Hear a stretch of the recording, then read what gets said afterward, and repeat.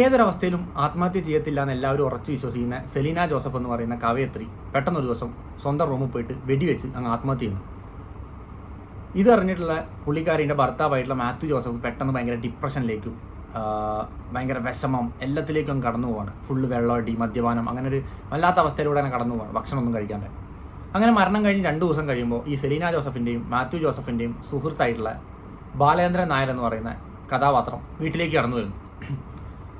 മാത്യുവിൻ്റെ ഈ അവസ്ഥ കണ്ടിട്ട് എന്തിനാണ് സെലീന ജോസഫ് ആത്മഹത്യ ചെയ്തത് എന്ന് മാത്യുവിന് മനസ്സിലാക്കി കൊടുക്കാൻ വേണ്ടിയിട്ട് ബാലേന്ദ്രൻ നായർ എന്ന് പറയുന്ന ബാലു ഒരു അന്വേഷണം നടത്തുന്നു. ഈ അന്വേഷണമാണ് ഉത്തരം എന്ന് പറയുന്ന സിനിമയുടെ പശ്ചാത്തലം. ബാലേന്ദ്രൻ നായർ എന്ന് പറയുന്ന ബാലുവായിട്ട് അവതരിക്കുന്നത് മമ്മൂട്ടിയും, മാത്യു ജോസഫായിട്ട് സുകുമാരനും, അതുപോലെ ആത്മഹത്യ ചെയ്യുന്ന സെലീന ജോസഫ് എന്ന് പറയുന്നത് സുവർണ ആനന്ദ് എന്ന് പറയുന്ന ആക്ട്രസ്സാണ്. ഇതിൻ്റെ ഒപ്പം പാർവതിയും ശങ്കരാടിയും പോലത്തെ ആൾക്കാരൊക്കെ വേറെ കഥാപാത്രങ്ങളൊക്കെ ചെയ്തിട്ടുണ്ട്. സോ 1989 MT വാസുദേവൻ നായർ തിരക്കഥ എഴുതിയിട്ട് VK പവിത്രൻ സംവിധാനം ചെയ്തിട്ടുള്ള ഈ ഉത്തരം എന്ന് പറയുന്ന ഒരു മലയാളത്തിലെ തന്നെ ലെജൻഡറി ക്ലാസിക്കുകളിലൊന്ന് പുറത്തിറങ്ങുന്നത്. ഇംഗ്ലീഷ് എഴുത്തുകാരി ഡാഫ്നയുടെ നോ മോട്ടീവ് എന്ന് പറയുന്ന ഒരു ചെറുകഥേനെ ആസ്പദമാക്കിയിട്ടാണ് MT വാസുദേവൻ നായർ ഈ ഉത്തരം എന്ന് പറയുന്ന സിനിമയുടെ തിരക്കഥ ഉണ്ടാക്കുന്നത്. അപ്പോൾ ഞാൻ ഈ നോ മോട്ടീവ് എവിടെയെങ്കിലും വായിക്കാൻ കിട്ടുമെന്ന് പല സ്ഥലത്ത് അന്വേഷിച്ച് നോക്കി, പക്ഷേ എനിക്ക് ആ കഥ എക്സാക്ട്ലി അതുപോലെ കിട്ടിയില്ല. അപ്പോൾ അതിൻ്റെ ചില സമ്മറി റെഡിറ്റിലൊക്കെ പല സ്ഥലത്തും കണ്ടു. അപ്പോൾ ഞാനത് വായിച്ചു. ഈ നോ മോട്ടീവ് വായിച്ചിട്ട് നമ്മൾ ഉത്തരം കാണുമ്പോഴാണ് MT വാസുദേവൻ നായർ എന്തുകൊണ്ടാണ് മലയാളത്തിലെ ഏറ്റവും ലെജൻഡറി തിരക്കഥാകൃത്തുക്കളിൽ ഒരാളായിട്ട് എക്സിസ്റ്റ് ചെയ്യുന്നതാണ്. അതായത് ഈ സെലീന ജോസഫിൻ്റെ ആത്മഹത്യ വേറെ പേരിലാണെങ്കിലും അവിടെ എക്സിസ്റ്റ് ചെയ്യുന്നുണ്ട്, ഈ മാത്യു ജോസഫ് എന്ന് പറയുന്ന കഥാപാത്രമുണ്ട്. പക്ഷേ ഈ അന്വേഷിക്കാൻ വരുന്ന ബാലേന്ദ്രൻ നായർ എന്ന് പറയുന്ന കഥാപാത്രം ശരിക്കും പറഞ്ഞാൽ നോ മോട്ടീവിലില്ല. അത് അന്വേഷിക്കുന്നത് ഈ ഭർത്താവ് തന്നെയാണ്. പക്ഷേ MT അതിനെ കുറച്ചും കൂടെ വൈകാരികമായിട്ട് നമ്മുടെ കാണികളിലേക്ക് കണക്ട് ചെയ്യാൻ വേണ്ടിയിട്ടും അതുപോലെ കുറച്ചും കൂടെ മിസ്റ്ററി ത്രില്ലർ ഫീൽ കൊണ്ടുവരാൻ വേണ്ടിയിട്ടുമാണ് ഈ ബാലു എന്ന് പറയുന്ന കഥാപാത്രത്തിനെ സൃഷ്ടിക്കുന്നത്. മാത്രമല്ല ഈ ഡാഫ്നെ അതിനെ അപ്രോച്ച് ചെയ്ത് കുറച്ചും കൂടെ സൈക്കോളജിക്കലി ഒരു സിനിമയായിട്ടാണെങ്കിൽ MT അതിനൊരു പൂർണ്ണ മിസ്റ്ററി ഇൻവെസ്റ്റിഗേഷൻ ത്രില്ലറായിട്ടാണ് അപ്രോച്ച് ചെയ്യുന്നത്. സോ എന്നോടൊരാൾ മലയാള സിനിമയുടെ ഡെപ്ത് കാണിക്കാൻ വേണ്ടി ഒരു സിനിമ കാണിക്കാൻ പറഞ്ഞാൽ അതിൽ ഞാൻ ഒരു 10 സിനിമ പറയാൻ പറഞ്ഞാൽ അത് ഞാൻ പറയുന്ന സിനിമകളിലൊന്നായിരിക്കും ഉത്തരം. ബിക്കോസ് നമ്മളെപ്പോഴും പറയാറുണ്ടല്ലോ cinema is the story, art of storytelling എന്ന്. ഈ ആർട്ട് ഓഫ് സ്റ്റോറി ടെല്ലിങ്ങിൻ്റെ ബാക്ക് ബോൺ എന്ന് പറയുന്നത് ശരിക്കും പറഞ്ഞാൽ സിനിമയുടെ തിരക്കഥയാണ്. How good screenplay is, അത്രയും അടിപൊളിയായിരിക്കും സിനിമയും. സോ ഒരു തിരക്കഥ എങ്ങനെയാണ് ഒരു സിനിമേനെ കംപ്ലീറ്റ്ലി ഡ്രൈവ് ചെയ്യുന്നത് നിങ്ങൾക്ക് മനസ്സിലാക്കാൻ ഉത്തരത്തിനേക്കാളും മികച്ചൊരു സിനിമ ഉണ്ടെന്ന് ഞാൻ വിശ്വസിക്കുന്നില്ല.